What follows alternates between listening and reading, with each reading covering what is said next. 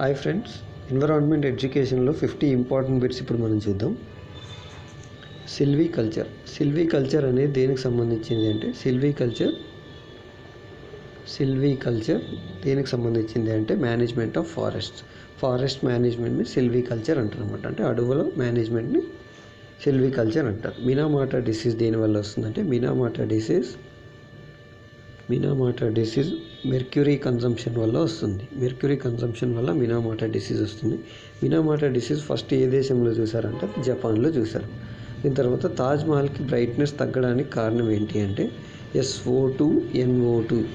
ఈ ఫ్యాక్టరీస్ నుంచి వచ్చే SO2 NO2 లేకపోతే వెహికల్స్ నుంచి వచ్చే SO2 NO2 డైరెక్ట్ ఆకాశంలోకి వెళ్ళి క్లౌడ్స్తో రియాక్ట్ అయ్యి మేఘాలతో రియాక్ట్ అయ్యి యాసిడ్ రెయిన్ కురిపిస్తాయి అన్నమాట. యాసిడ్ రెయిన్ డైరెక్ట్గా తాజ్మహల్ మీద పడడం వల్ల దాని కలర్ బ్రైట్నెస్ తగ్గిపోతుంది అనమాట. దీని తర్వాత ఓజోన్ లేయర్ ఎక్కడ ఉంటుందంటే ఓజోన్ లేయర్ స్ట్రాటోస్ఫియర్ మీద ఉంటుంది అనమాట.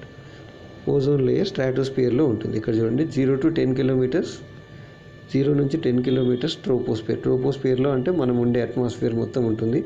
Mountains, hence, water, oceans, clouds ఇవన్నీ ట్రోపోస్ఫియర్లో ఉంటాయి అన్నమాట. దీనికి కొంచెం పైన stratosphere 10 kilometres to 50 kilometres stratosphere ఉంటుంది అన్నమాట. స్ట్రాటోస్ఫియర్లో ఏమేమి ఉంటాయి? ఓజోన్ లేయర్స్ ఉంటాయి, జెట్ ప్లేన్స్ ఇవన్నీ స్ట్రాటోస్ఫియర్లో తిరుగుతాయి. దీని తర్వాత మీసోస్ఫియర్ 50 to 80 కిలోమీటర్స్ 50 కిలోమీటర్స్ నుంచి 80 కిలోమీటర్స్ పైన ఉండేది మీసోస్ఫియర్ పైన ఉండేది థర్మోస్ఫియర్. 80 కిలోమీటర్స్ పైన ఉండేది థర్మోస్ఫియర్ అన్నమాట.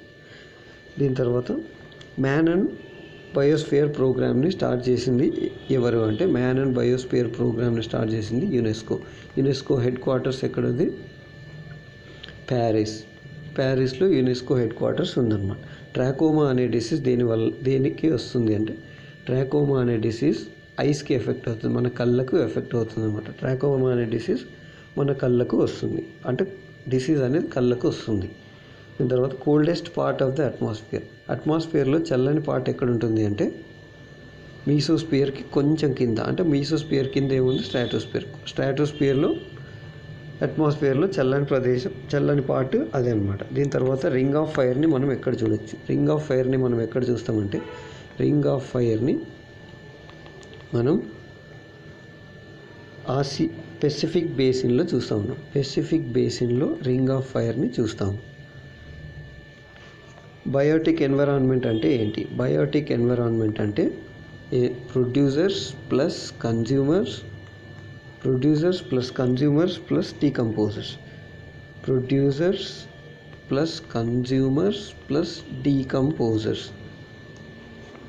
సమ్ ఆఫ్ ఆల్ ఎకోసిస్టమ్స్, అన్ని ఎకోసిస్టమ్స్ కలిసి ఏమవుతుంది అంటే బయోస్పియర్ అవుతుంది. Some of all ecosystems biosphere అవుతుంది అనమాట. దీని తర్వాత ఎడ్వర్డ్ సూయిస్ అనే వ్యక్తి ఫస్ట్ బయోస్పియర్ అనే వర్డ్ని యూజ్ చేశాడు. బయోస్పియర్ అనే వర్డ్ని ఫస్ట్ యూజ్ చేసిన వ్యక్తి ఎవరంటే Edward Suess. UNEP United Nations Environment Programme. తర్వాత World Meteorological Organization. UNEP World Meteorological ఆర్గనైజేషన్ని ఎస్టాబ్లిష్ చేసింది ఎవరు అంటే intergovernmental panel on climate change. Intergovernmental panel on climate change UNEP United Nations Environment Programme, World Meteorological Organization ఈ రెండింటిని స్థాపించింది intergovernmental panel on climate change. Food and Agricultural Organization ఎక్కడుంది అని అడుగుతారు. Food and Agricultural organisation ఎక్కడుందంటే దీన్ని గుర్తుపెట్టుకోవడానికి మనకు ఒక షార్ట్ కట్ ఉందన్నమాట. అదేంటంటే ఇటలీలో ఉంది. ఇటలీలో ఉంది. మరి ఇటలీని ఎలా గుర్తుపెట్టుకోవాలి? ఫుడ్ అంటే ఏంటి? తినడం. మనం ఏం తింటాం? పొద్దునే టిఫిన్ ఇడ్లీలు తింటాం. Italy. Food and Agricultural Organization ఇటలీలో ఉందన్నమాట. అది UNEP హెడ్ క్వార్టర్స్ ఎక్కడుంది అంటే నైరోబీ కెన్యాలో యునైటెడ్ నేషన్స్ ఎన్విరాన్మెంట్ ప్రోగ్రామ్ ఉందన్నమాట. యునైటెడ్ నేషన్స్ ఎన్విరాన్మెంట్ ప్రోగ్రామ్ నైరోబీలో ఉంది. దీని తర్వాత వైల్డ్ లైఫ్ వీక్ని ఎప్పుడు జరుపుకుంటాం? వైల్డ్ లైఫ్ వీక్ని 2 అక్టోబర్ నుంచి 8th అక్టోబర్ దాకా జరుపుకుంటాం అన్నమాట. ప్రతి సంవత్సరం 2 October to 8th October wild life వీక్ని జరుపుకుంటాం. యూట్రోఫికేషన్ అంటే ఏంటి? యూట్రోఫికేషన్ అంటే మామూలు మన లేక్ ఉంటుంది, లేక్లో గడ్డి ఎక్కువైపోయినప్పుడు ఆ గడ్డి ఏం చేస్తుంది, ఆ లేక్లో ఉండే వాటర్ని ఎక్కువ కన్జ్యూమ్ చేస్తుంది అనమాట. ఆ లేక్లో వాటర్ ఎక్కువ కన్జ్యూమ్ చేయడం వల్ల, లేక్ అంటే ఏంటి, చెరువు, ఒక చెరువులో గడ్డి ఎక్కువ ఉండడం వల్ల ఆ గడ్డి దాంట్లో ఉండే నీటిని ఎక్కువగా కన్జ్యూమ్ చేసుకుంటుంది. ఆ నీళ్ళు ఎక్కువ తీసుకోవడంతో ఆ చెరువు 6 నెలలు ఉండాల్సింది ఎక్కువ గడ్డి ఉండడంతో అది త్వరగా ఎండిపోతుంది అనమాట. ఎండిపోవడాన్ని యూట్రోఫికేషన్ అంటారు. యూట్రోఫికేషన్ వల్ల డిజాల్వ్డ్ ఆక్సిజన్ తగ్గుతుంది అనమాట. డిజాల్వ్డ్ ఆక్సిజన్ తగ్గిపోతుంది యూట్రోఫికేషన్ వల్ల. దీని తర్వాత భోపాల్ గ్యాస్ ట్రాజడీ జరిగింది కదా.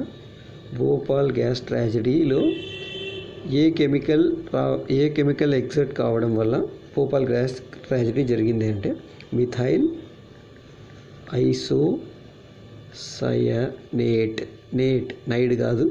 మిథైల్ ఐసోసయనేట్ అనే ఒక విషపూరితమైన గ్యాస్ ఎమిట్ అవ్వడం వల్ల భోపాల్ గ్యాస్ ట్రాజడీ జరిగింది. గ్లోబల్ అగ్రిమెంట్, క్లైమేట్ చేంజ్ కోసం చేసిన గ్లోబల్ అగ్రిమెంట్ ఎక్కడ చేసిన ప్రోటోకాల్ని ఏమంటారు అంటే దాన్ని క్యోటో ప్రోటోకాల్ అంటారు అన్నమాట. క్యోటో ప్రోటోకాల్ అంటారు. క్లైమేట్ చేంజ్ కోసం చేసిన అగ్రిమెంట్ని క్యోటో ప్రోటోకాల్ అంటారు. క్యోటో ప్రోటోకాల్ 2005 ఫిబ్రవరి 16న క్యోటో ప్రోటోకాల్ జరిగిందనమాట. అదే మాంట్రియల్ ప్రోటోకాల్ ఎందుకు అంటే, Montreal Protocol ozone depleting substances, ozone లేయర్ని డిప్లీట్ చేసే సబ్స్టెన్సెస్ ఏముంటాయో వాటిని తీసివేయాలి, వాటిని అరికట్టాలి అని ఈ నిర్ణయం తీసుకుంది మాంట్రియల్ ప్రోటోకాల్లో అనమాట. దాని తర్వాత యుఎన్ఎఫ్సిసి చాలా ఇంపార్టెంట్. ఇది United nations framework convention on climate change. ఇది ఎప్పుడు అమల్లోకి వచ్చిందంటే 1994 మార్చ్ 21. యుఎన్ఎఫ్సిసి 1994 మార్చ్ 21న అమల్లోకి వచ్చిందనమాట. దీని తర్వాత అట్మాస్ఫియర్లో నైట్రోజన్ శాతం ఎంత అంటే, అట్మాస్ఫియర్లో నైట్రోజన్ శాతం 78%. నైట్రోజన్ శాతం 78% అట్మాస్ఫియర్లో. 21% ఆక్సిజన్ ఉంటుంది. 21% ఆక్సిజన్. దీని తర్వాత 0.93% ఆర్గాన్ ఉంటుంది అన్నమాట. 0.93% ఆర్గాన్ ఉంటుంది. 0.04% కార్బన్ ఉంటుంది.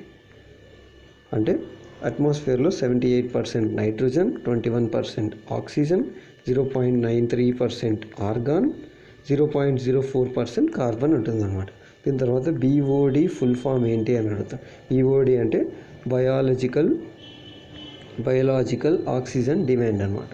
బయోలాజికల్ ఆక్సిజన్ డిమాండ్ అంటే ఇప్పుడు నీళ్ళు ఉంటాయా, నీళ్ళు కలుషితమై ఉంటాయి. ఆ కలుషితాన్ని తీసేయడానికి మనం ఎంత ఆక్సిజన్ అయితే యాడ్ చేస్తామో దాన్ని బయోలాజికల్ ఆక్సిజన్ డిమాండ్ అంటారు అనమాట. BOD అంటే. అదే COD అంటే chemical oxygen demand. Chemical oxygen demand అంటే వాటర్లో ఉండే డిఫరెంట్ ఇంప్యూరిటీస్, కెమికల్ ఇంప్యూరిటీస్ ఏ ఉంటాయో వాటిని తీసేయడానికి మనం ఎంత ఆక్సిజన్ అయితే వాటర్లో యాడ్ చేయాల్సి ఉంటుందో దాన్ని కెమికల్ ఆక్సిజన్ డిమాండ్ అంటారు అనమాట. ఇటాయ్ డిసీజ్ ఏ మెటల్ కన్జంప్షన్ వల్ల వస్తుంది అంటే అది క్యాడ్మియం వల్ల ఇటాయ్ అనే డిసీజ్ వస్తుందన్నమాట. దీని తర్వాత హ్యూమన్ హియరింగ్ ఫ్రీక్వెన్సీ, మానవుడు వినే ఫ్రీక్వెన్సీ ఎక్కడి నుంచి ఎక్కడి దాకా ఉండాలంటే 20 Hz నుంచి 20,000 kHz దాకా ఉండాలన్నమాట.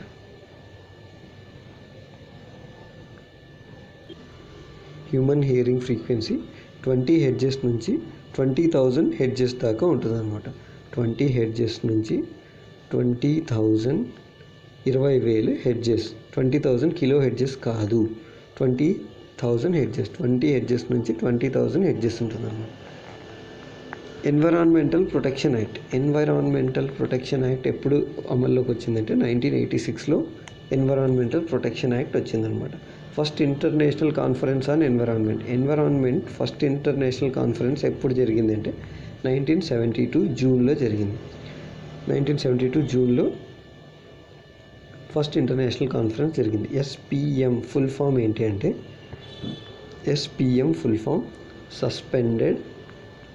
Suspended particulate matter. Suspended particulate matter SPM full form. ఎకోసిస్టంలో బ్యాక్టీరియా చేసే పని ఏంటి అంటే, బ్యాక్టీరియా ఎకోసిస్టంలో చేసే పని ఏంటి అంటే డికంపోజర్గా పనిచేస్తున్నాను. డికంపోజర్. అదే ఈ బ్యాక్టీరియా లేదనుకోండి, ఇప్పుడు మనం మామూలు డెడ్ బాడీస్ ఇవన్నీ అలానే ఉండిపోతాయి అన్నమాట. ఈ బ్యాక్టీరియా ఉండటం వల్ల దాన్ని డీకంపోజ్ చేసి దాన్ని మళ్ళీ భూమిలోకి పంపిస్తుంది. డీఫారెస్టేషన్ చేస్తే, చెట్లు అడవులు నరికివేయడం వల్ల నష్టం ఏంటి అంటే రెయిన్ఫాల్ తగ్గుతుంది, వర్షపాతం తగ్గుతుంది. తర్వాత biosphere reserve act. Biosphere reserve act, environmental protection act రెండు ఒకే సంవత్సరంలో జరిగాయి. 1986. Biosphere reserve act, environmental protection act రెండు 1986లోనే వచ్చిందనమాట. దీని తర్వాత మానవుడు వినికిడి శక్తిని కోల్పోయేది ఎప్పుడు అంటే, మానవుని వినికిడి శక్తికి ఎంత డెసిబుల్ కంటే ఎక్కువ సౌండ్ ఉంటే అతను వినికిడి శక్తి కోల్పోయే ప్రమాదం ఉంది అంటే అది 80 డెసిబుల్స్. 80 డెసిబుల్స్ కంటే ఎక్కువ ఉండే వినికిడి విన్నాడంటే అతను వినికిడి శక్తి కోల్పోయే ప్రమాదం ఉంది అన్నమాట. తర్వాత జీవ వైవిధ్య చట్టం. జీవ వైవిధ్య చట్టం ఎప్పుడు అమల్లోకి వచ్చిందంటే 2002లో జీవ వైవిధ్య చట్టం అమల్లోకి వచ్చిందన్నమాట. నైట్రోజన్ని ఫర్టిలైజర్స్లో ఎక్కువగా యూజ్ చేయడం వల్ల నష్టం ఏంటి అంటే భూమిలో యాసిడిటీ పెరుగుతుంది. దీని తర్వాత ఈ నైట్రోజన్ ఏదైతే ఉందో కింద అండర్ గ్రౌండ్ వాటర్ ఉంటాయి కదా, అండర్ గ్రౌండ్ వాటర్, ఆ నీటితో ఆ నైట్రోజన్ మిక్స్ అయ్యి ప్రమాదం ఉంది అన్నమాట. దీని తర్వాత ఫ్లై యాష్ అంటే ప్రొడక్షన్ ఆఫ్ బ్రిక్స్. ఫ్లై యాష్ని ఎక్కడ యూజ్ చేస్తారంటే, ఫ్లై యాష్ని బ్రిక్స్ ప్రొడక్షన్లో యూజ్ చేస్తారు, ఇటుకల ప్రొడక్షన్లో యూజ్ చేస్తారనమాట. దీని తర్వాత 2022 వరకు బయోమాస్ ఎనర్జీ మన దేశంలో ఎంత ప్రొడ్యూస్ అవ్వచ్చు అని ఎక్స్పెక్ట్ చేస్తున్నారు అంటే 10 మెగావాట్స్. 2022 లోపు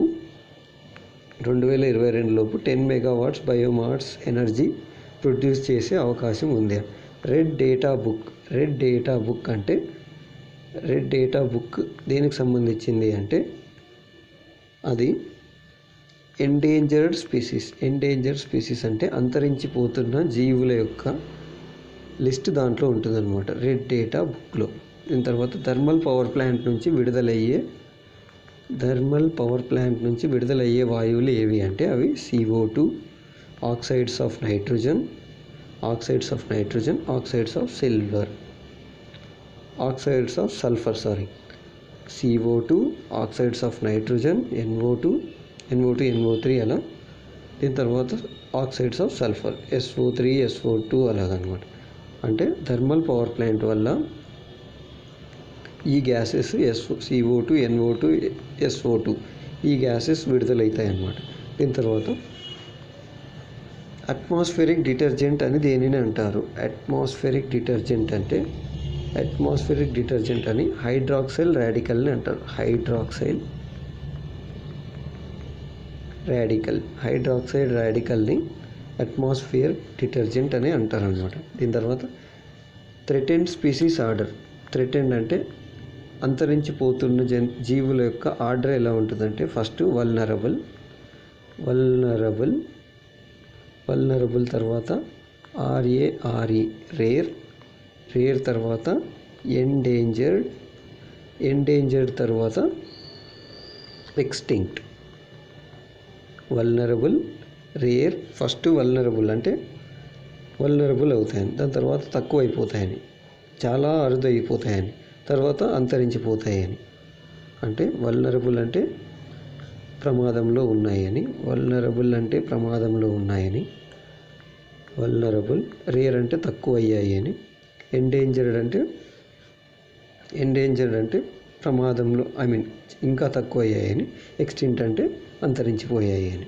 తర్వాత వరల్డ్ హెల్త్ ఆర్గనైజేషన్ ప్రకారం maximum permissible level of chloride, వాటర్లో మనం తీసుకునే వాటర్లో maximum permissible level of chloride ఎంత ఉండాలంటే పర్మిసిబుల్ లెవెల్ ఆఫ్ క్లోరైడ్ 600 mg/లీటర్ 600 mg/లీటర్ ఉండాలన్నమాట. Study of organisms in relation with environment. జీవులు వాటి రిలేషన్ విత్ ఎన్విరాన్మెంట్ని ఎకాలజీ అంటారనమాట. ఎకాలజీ అనే వర్డ్ ఫస్ట్ యూజ్ చేసింది ఎవరు అంటే ఏజీ టాన్స్లే అనే వ్యక్తి ఎకాలజీ అనే వర్డ్ని ఫస్ట్ యూజ్ చేశారు. అది 1935లో. నాన్ లివింగ్ కాంపోనెంట్స్ని ఏమంటారు అంటే అబయాటిక్ కాంపోనెంట్స్ అంటారు అన్నమాట. నాన్ లివింగ్ కాంపోనెంట్స్ని అబయాటిక్ కాంపోనెంట్స్ అంటారు. సాలిడ్ ఎయిర్ పార్టికల్స్ అంటే ఏరోజోల్స్ అనమాట. హర్బీవోర్స్ ఏంటివి అంటే ప్రైమరీ కన్స్యూమర్స్. కార్నివోర్స్ అంటే సెకండరీ కన్స్యూమర్స్.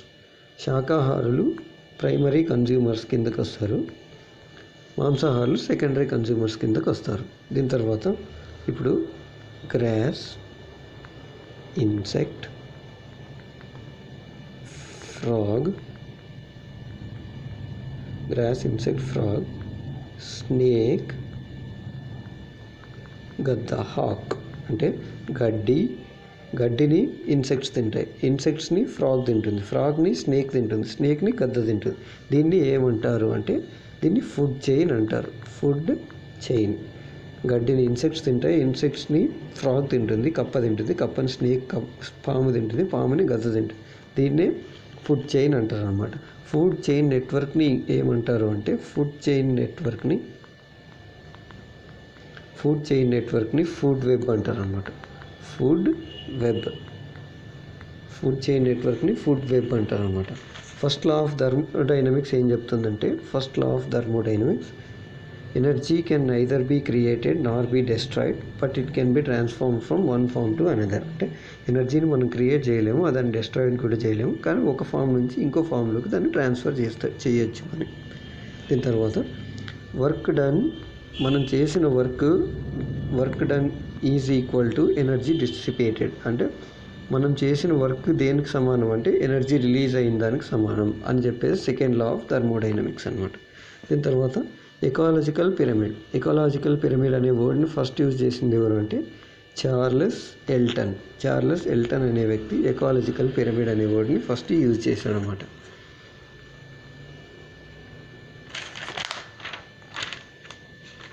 ఇదండి ఈరోజు టాపిక్. మీకు ఈ వీడియో నచ్చినట్లయితే లైక్, షేర్ అండ్ సబ్స్క్రైబ్ చేయండి. Thanks for watching. బాయ్.